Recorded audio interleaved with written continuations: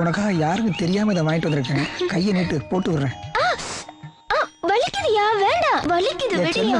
உனக்காக வாங்கிட்டு வந்திருக்கேன். ஒரே ஒரு தடவை போட்டுக்க. நான் வேண்டாம் சொல்லல. உனக்காக ஆசையா வாங்கிட்டு வந்திருக்கல. வேண்டாம்யா. யாராவது பாத்துட்டாங்கன்னா? யாரு பார்க்க போறாங்க இங்க? நம்ம 2 பேரும் மட்டும் தானே இருக்கோம். ஏன் பயப்படுற? நான் ஒண்ணு இப்ப சொல்லல. அப்புறம்? ஐயோ, நீங்க போட்டு விட்டதுக்கு அப்புறம் யாராவது பாத்துட்டாங்கன்னா? யாராவது கேட்டா என்ன கட்டிக்க போறவர் தான் சொல்லு. வலிக்குது. சத்தம் போடாத. வலிக்குதியா? என்னைய நிறுத்திட்ட? உனக்கு தான் வலிக்குதுன்னு சொல்றியே. நான் வலிக்குதுன்னு சொன்னா நீ விட்டுருவியா? சீக்கிரம் போடியா. பல்ல கடிச்சிட்டு கண்ணை முடிக்க. பட்ட பகல்ல இப்படி ஒரு அநியாயம் நடக்குமா? இப்ப தலை குடிஞ்சு என்ன பிரயோஜனம்? கண்ணி பண்ண கரும்பு தோட்டத்துக்குள்ள தனியா கூட்டிட்டு போறதுக்கு முன்னாடி யோசிச்சிருக்கணும். நீ நாங்க 2 பேரும் ஒருத்தர் உயிருக்கு உயிரா காதலிக்கிறோம். அட கருமம் பிடிச்சவனே, உலகத்துல ஆயிரக்கணக்கான ஜீவன்கள் வாழ்ந்துகிட்டு இருக்கு. இதுல கல்யாணத்துக்கு அப்புறம் சேர்றது மனுஷன் மட்டும்தான். மத்ததெல்லாம் கண்ட நேரத்துல கண்ட இடத்துல சேர்ந்துகிட்டு இருக்கு. என்ன மனுஷனா இல்ல மிருகமா? அந்த பொம்பளை சொன்னதை நம்பாதீங்க ஐயா. நாங்க அந்த மாதிரி எந்த தப்பும் பண்ணல. எங்களை நம்புங்க ஐயா. போத நிறுத்துற. பண்ண தப்ப எவன்டா ஒத்துக்கிறான்? ஏம்பிள்ள, வயசு பையன் தனியா கூப்பிட்டான்னா அது தப்புன்னு தெரிய வேண்டாம்? அவர் ரொம்ப நல்லவருங்க ஐயா.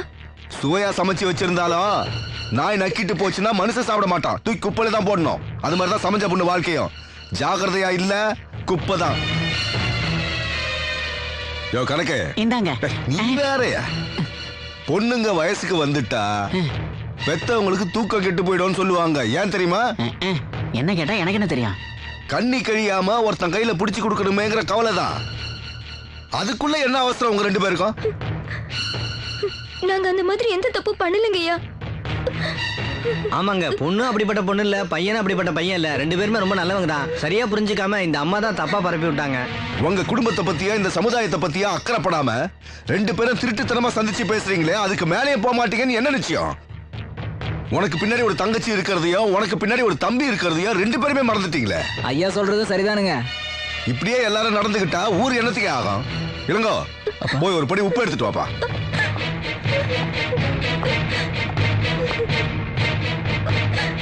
இனிமே நம்ம ஊர்ல இப்படி ஒரு தப்பு நடக்க கூடாது. அதுக்குதான் இந்த தண்டனை.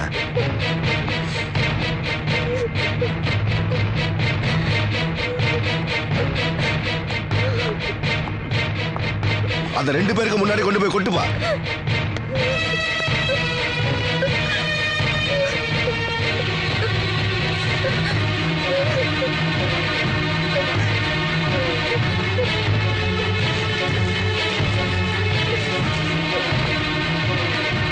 விடியிற வரைக்கும் 2 பேரும் உப்பு மேல முட்டி போட்டு நில்லுங்க.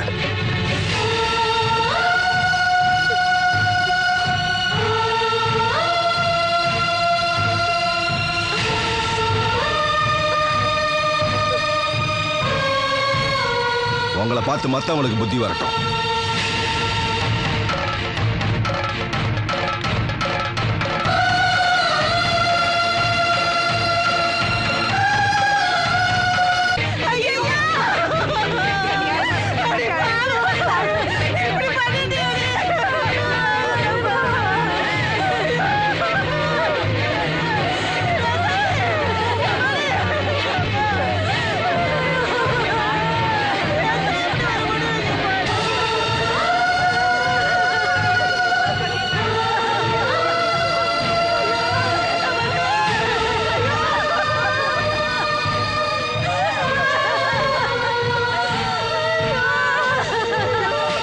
மானம் காக்கத்தான் உயிர், மானம் போன பின் உயிர் இதற்கு.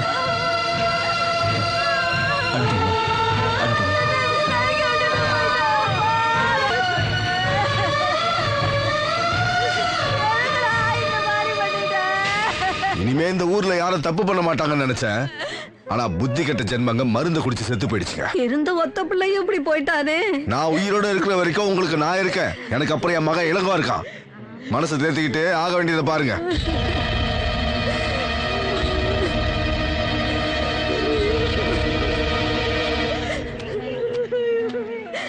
அப்பா, ஊரை கூட்டி இப்படி அசிங்கப்படுத்தி அநியாயமா 2 உயிர் போயிடுச்சு. அவங்க தப்பே பண்ணியிருந்தாலும் தனியா கூப்பிட்டு தண்டிச்சிருக்கலாமேப்பா. பொருளாதாரத்துல நம்மளோட எந்த நாடு வேணா வசதியா இருக்கலாம். ஆனா கலாச்சாரத்துல நாம தாண்டா வசதி. இதனால எத்தனை உயிர் போனாலும் எனக்கு கவலை இல்லடா. ஒழுக்கமும் பண்பாடும் நமக்கு 2 கண்ணு மாதிரி.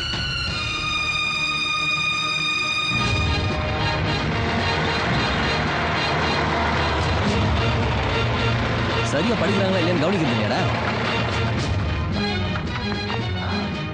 என்னப்பா இது, நம்ம வீட்டுக்கு போலீஸ் எல்லாம் வருது? நீ உள்ள போமா, உள்ள போங்க. வாமா.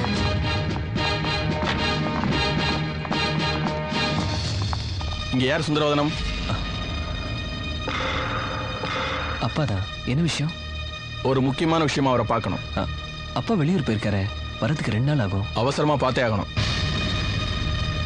சார், நீங்க நினைக்கிற மாதிரி இங்க எந்த தப்பும் நடக்கல. எல்லாம் எனக்கு தெரியும். ஒவ்வொரு ஊர்லயும் ஏதாவது ஒரு தப்பு நடந்துகிட்டு தான் இருக்கு. ஆனா உங்க ஊர்ல மட்டும்தான் எந்த தப்புமே நடக்கல. காரணம் என்னன்னு விசாரிச்சப்பதான் உங்க அப்பாவை பத்தி எல்லாரும் பெருமையா சொன்னாங்க. யாருக்குமே ஒரு எதிரி இருப்பாங்க.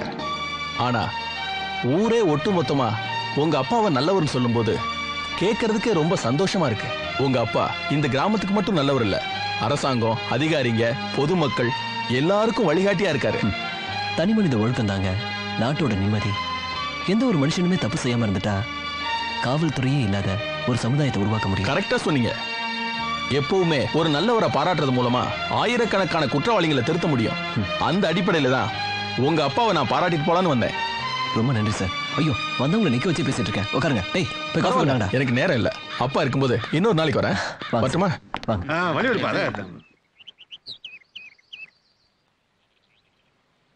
இப்படி ஒரு பிரச்சனை வந்துடக்கூடாதுங்கிறதுக்காக தான் உங்ககிட்ட இருந்து ஒதுங்கி இருந்தேன்.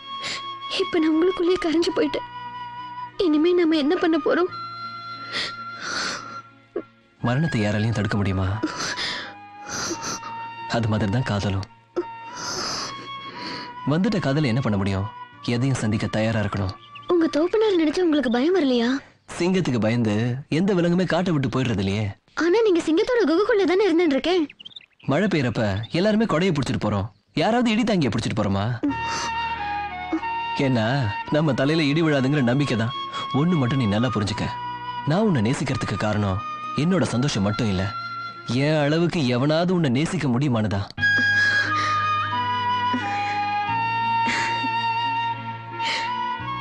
நீ யாருக்கு கிடைச்சாலும் அவனுக்கு அது அதிர்ஷ்டம் தான். உனக்கு வனத்து பூச்சி பூ மேல உட்காந்து தேன் குடிக்கிற அழகு இருக்கே, பார்க்கறதுக்கு அழகா இருக்கும், பூவுக்கும் நோகாது. அதே பூ மேல வேற ஏதாவது உட்காந்தா என்ன ஆகும்? ஒரு ஆணோட வாழ்க்கையில சராசரி பொண்ணுங்க 1000 பேரை சந்திக்க முடியும். ஆனா ஒரே ஒரு லட்சியமான பொண்ணை சந்திக்கிறது ரொம்ப ரொம்ப கஷ்டம். நீ எனக்கு கிடைச்சிருக்க. நம்ம காதல் ஜெயிக்கும், கவலைப்படாத.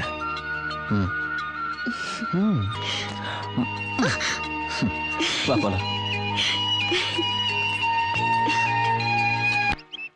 இளங்கோ, இந்த வருஷம் நீ விவசாயத்தை பார்த்த எல்லாம் பசுமையா இருக்கு. எனக்கு ரொம்ப திருப்திப்பா, ரொம்ப சந்தோஷமா இருக்கேன்.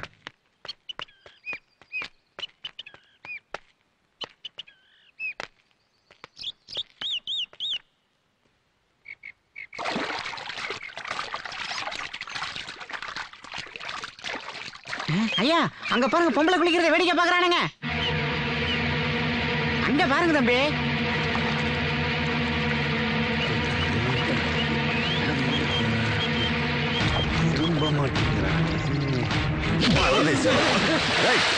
உப்பு போட்டு சொல்றீங்க. பொம்பளை குளிக்கிற பக்கத்துல உட்காந்து பாக்குற அறிவில்ல? யாரப்பா நீ? புதுசா இருக்க? குருக்கள் மாமாத்துக்கு வந்திருக்கேன். ஓ, குருக்கள் மாப்பிள்ளையா? ஆள் பொருத்தமா தான் இருக்க. சீக்கிரமா கல்யாணத்தை முடிச்சிட வேண்டியதுதான். பார்த்து குளிச்சுட்டு ஜாகிரதையா போ. என்ன யாருப்பா இந்த ஆளு? பாக்குறதுக்கு பொம்பளை மாதிரி இருக்கான், அவனை போய் மாப்பிள்ளை கீப்பிள்னு சொல்றீங்க? வயசு பொண்ணு தனியா வச்சிருக்கீங்களே குருக்களே. உங்க சொந்தத்துல ஒரு மாப்பிள்ளைய பாருங்க, என் செலவுலயே கல்யாணத்தை பண்ணி வைக்கிறேன்னு நேத்து தான்ப்பா சொன்னேன். அதுக்குள்ள மாப்பிள்ளை ரெடி பண்ணிட்டாரு. பொண்ணு விஷயத்துல ஒரு கண்ணாதான் இருக்காரு. தம்பி பாத்து பார்த்து நடக்கணும். இந்த வயசுல பாம்பு மேல கால் வச்சாலும் பாம்பு தான் சாகணும், கால் நடுங்க கூடாது.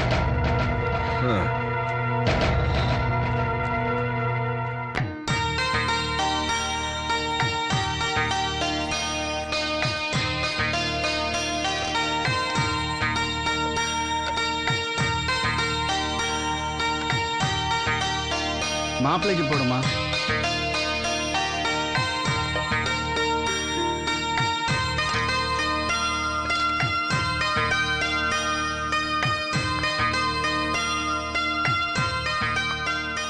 மாப்பிள என்னதான் இருந்தாலும் பெரியவா பெரியவா தான். சந்தியாவுக்கு உங்க சொந்தத்திலேயே மாப்பிளைய பாருங்கோ, எவ்வளவு செலவானாலும் ஜாம் ஜாம்னு தன்னுடைய செலவுலயே நடத்தி வைக்கிறேன்னு சொல்லியிருக்கா. ஆஹா, சந்தியா நன்னா சமையல் பண்ணிருக்காளே. பெரியவா மட்டும் இல்லைன்னா என் பொண்ணை நான் எப்படி கரை சேர்த்துவேன்? என்னம்மா நல்ல விஷயம் பேசிட்டு இருக்கும்போது கை நழுவ விட்டுட்டிய. பகவானை நினைச்சுண்டு கன்னத்துல போட்டுக்கோ. சரிப்பா. போ. காலையில குளத்துல குளிச்சுட்டு இருக்கும்போது பெரியவா என்னை விசாரிச்சுட்டு ரொம்ப சந்தோஷப்பட்டா. அப்புறம் என்ன மாப்பிள, நீங்க எதை பத்தியும் கவலைப்படாதீங்க, கல்யாணத்தை நல்லபடியா முடிச்சிடலாம். நேக்கு என்ன கவலை, அதான் நீங்க இருக்கல. நான் இருந்து என்ன பிரயோஜனம்? பெரியவா மட்டும் இல்லைன்னா இந்த கல்யாணம் எப்படி நடக்கும்? சாப்பிடுங்க, கூச்சப்படாம சாப்பிடுங்க மாப்பிள. சரிங்க மாமா. நான் அப்படி நினைச்சுட்டு இருக்கேன், அப்பா எப்படி நினைச்சுட்டு இருக்கார். பகவான் என்ன முடிவு பண்ண போறாரு?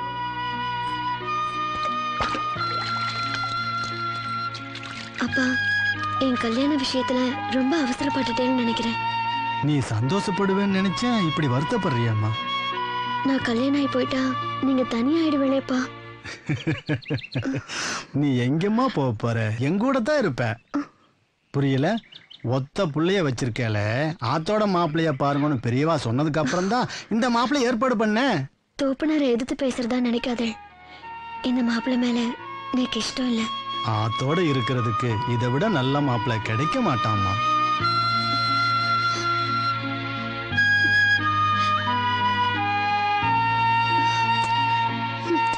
அழகா இருக்கே, சுவையா சமையல் பண்றே. நேக்கு வேற என்ன வேணும்? முதல்ல கை அலம்பிட்டு போங்க.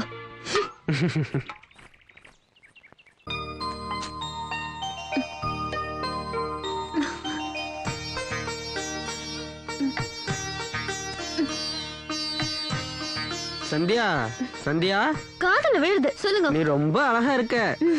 நன்றி. மூஞ்ச பாரு. நான் ஊருக்கு கிளம்புறேன். தாராளமா போங்க. நான் போறேன்னு சொல்றதுல உனக்கு வருத்தம் இல்லையா? இல்ல. சரி, உன்னை மறக்காம இருக்கிறதுக்கு எனக்கு ஒண்ணு கூட. என்ன வேணும்னு சொல்லுங்க, தோப்பனார் கிட்ட கேட்டு வாங்கி தரேன். இது தோப்ப நாட்டு கேக்குற விஷயம் இல்ல, ரகசியமா ஒரு முத்தம் கூட. நம்ம தான் கல்யாணம் பண்ணிக்க போறோமே, தப்பே இல்ல. நீங்க அப்படி நினைச்சிட்டு இருந்தா? என்ன மாப்பிள, சந்தியாவை ரொம்ப பிடிச்சு போச்சா? தோட்டம் தரவுன்னு பின்னாடியே சுத்துறேன். சந்தியா கிட்ட சொல்லிட்டு போயிட்டு ஊருக்கு போய் மத்த ஏற்பாடுலாம் பண்ணலான்னு தான். தங்கமான மாப்பிள, சந்தோஷமா அனுப்பி வையுமா. போயிட்டு வாங்க. பூ பறிச்சுண்டு சீக்கிரமா ஆத்துக்கு போமா, மாப்பிளைய அனுப்பி வச்சுட்டு வர. சரிங்கப்பா. வாங்க மாப்பிள, வாங்கோ. சந்தியா, வர்றேன். நடங்கோ, பிரியவா கிட்ட எல்லாம் பேசி நல்ல நாள் பார்த்துட்டு வாங்கோ.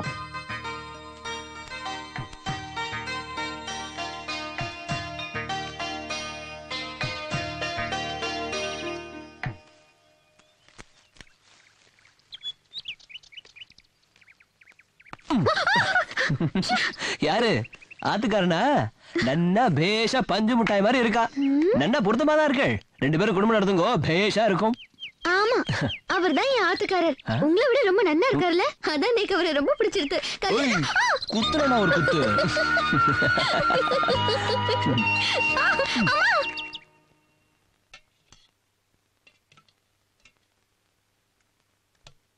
தங்கராசு, அப்பா, பக்கத்து ஊர் ஜமீனை பத்தி உனக்கு தெரியும்ல? தெரியும்பா. அவ்வளோ பெரிய இடத்துல இருந்து உனக்கு பொண்ணு கொடுக்க ஆசைப்படுறாங்கப்பா. மொத்த சொத்துக்கும் ஒரே பொண்ணு. அந்த பொண்ணு மட்டும் நம்ம வீட்டுக்கு மருமகளா வந்துட்டா அதுக்கப்புறம் எல்லா சொத்துக்கும் நீதான். இந்த காலத்துல நியாயமா கஷ்டப்பட்டு அவ்வளோ சொத்து கண்டிப்பா சேர்க்கவே முடியாது. உன்னை தேடி வர தேவதைய வேண்டான்னு சொல்லாம ஒத்துக்கிறது புத்திசாலித்தனம். என்னம்மா நீ எதுவும் பேசாம இருக்க? அதான் அப்பா சொல்லிட்டாரடா. நான் ஒண்ணு சொன்னா கோச்சிக்க மாட்டீங்களா? நான் அம்மா வயிற்றுக்குள்ள இருக்கும்போதே எனக்கு அத்தை பேர் வச்சுதான் சொல்லி சந்தோஷப்பட்டீங்களே. அந்த பாசத்தெல்லாம் மறந்துட்டீங்களாப்பா? மாமா நினைச்சா என்னை விட நல்ல மாப்பிள்ளையா பார்த்துருக்க முடியும். ஆனா அவர் என்னத்தானே மாப்பிள்ளைய நினைச்சுக்கிட்டு இருக்காரு.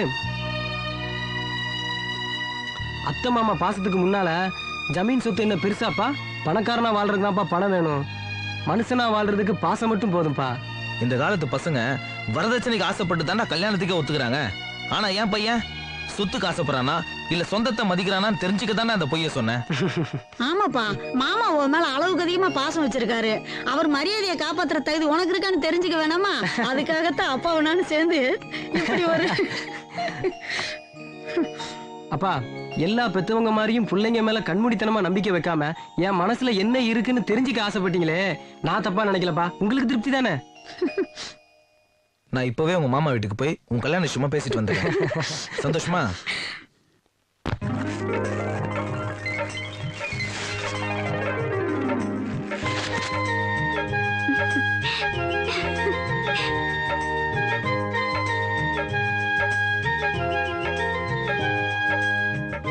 என்னாச்சு உங்களுக்கு? உங்க 2 பேருக்கும் பிறந்த வீட்டு மேல பாசம் அதிகமா புகுந்த வீட்டு மேல பாசம் அதிகமான்னு கண்டுபிடிக்க போறேன். எப்படி கண்டுபிடிப்பீங்க? வலது கை அதிகமா சவுந்திருந்தா பிறந்த வீட்டு மேல பாசம் அதிகம்னு அர்த்தம். இடது கை அதிகமா சவுந்திருந்தா புருஷன் வீட்டு மேல பாசம் அதிகம்னு அர்த்தம். ஓஹோ, அப்படியா? ஓஹோ, எங்க மேலயே சந்தேகமா? வெச்சுடுங்க பாக்கலாம். 10 நிமிஷம் தான் வச்சுக்கணும், அதுக்கப்புறம் கையை கழுவிடணும். என்ன? சரி சரி சரி, வாங்க பழச்சோளம் சாப்பிடலாம். எங்களுக்கு வேண்டாம், நீங்க சாப்பிடுங்கண்ணா. ஏய், நீ வாயண்டா. வரேண்ணா. என்ன பாரதி, பழச்சோளம் நல்லா இருக்கா? சாப்பிடுங்கண்ணா, சூப்பரா இருக்கும். அண்ணா எனக்கு ஒன்று எடுத்துக்கண்ணா. ஏய், அன்னைக்கு சாப்பிட்டதோட இது நல்லா இருக்குல்ல? ஆமாண்ணே.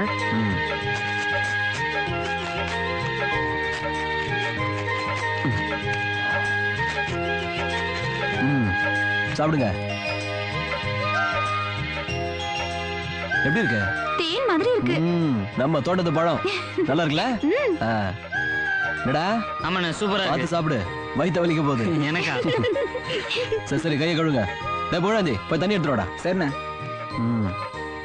எப்படி சவுண்ட் இருக்கு? அண்ணங்கார மேல பாசம் இருக்கா இல்லையான்னு பாத்துருவோம். இந்தாங்கண்ணே. கொடு, கை நீட்டுங்க. கழுவு கழுவு, நல்லா தேய்ச்சி கழுவுங்க. கை காட்டுங்க, காட்டு. ஏய், இங்க பாத்தீங்களாடா, தங்கச்சிங்களுக்கு நம்ம மேல பாசம் அதிகம். 2 பேருக்கும் வலது கை மட்டும் தான் சேவந்திருக்கு. நான் தான் சொன்னேன்ல, தங்கச்சிங்கடா தங்கச்சிங்க தான்டா, பாசக்கார பிள்ளைங்கடா.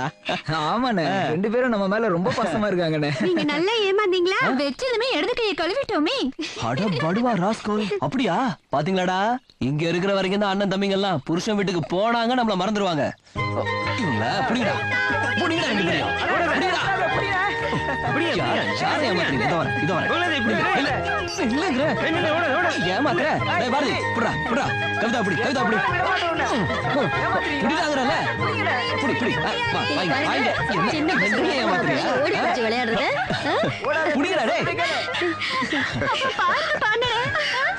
என் பொண்ணு முகத்தை பாருங்கடா, அவ சிரிப்புல கல்யாண கலை தெரியுது. அப்பா, எனக்கு ஒண்ணும் அவசரம் இல்லப்பா.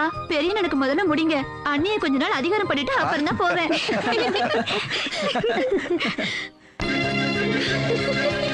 சந்தியா வேண்டாம், சொன்னா கேளு. சந்தியா கூட, சந்தியா சந்தியா இந்த சந்தியா அடிபட்டுக்கான்னு பாக்கலாம். அடிச்சனா இரு, நான் பாக்குறேன். இரு. ஐயோ, சொன்னா கேக்குறியா? இரு. ஐயோ, வலிக்குதே. கொஞ்சம் எரியும், தாங்க. ஒண்ணும் ஆகாது. என்ன வலிக்குதா? வீடு பாருங்க, தெரியும். சும்மா சொன்ன, உட்காருங்க.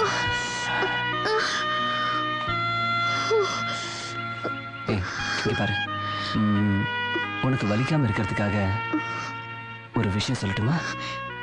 என்ன?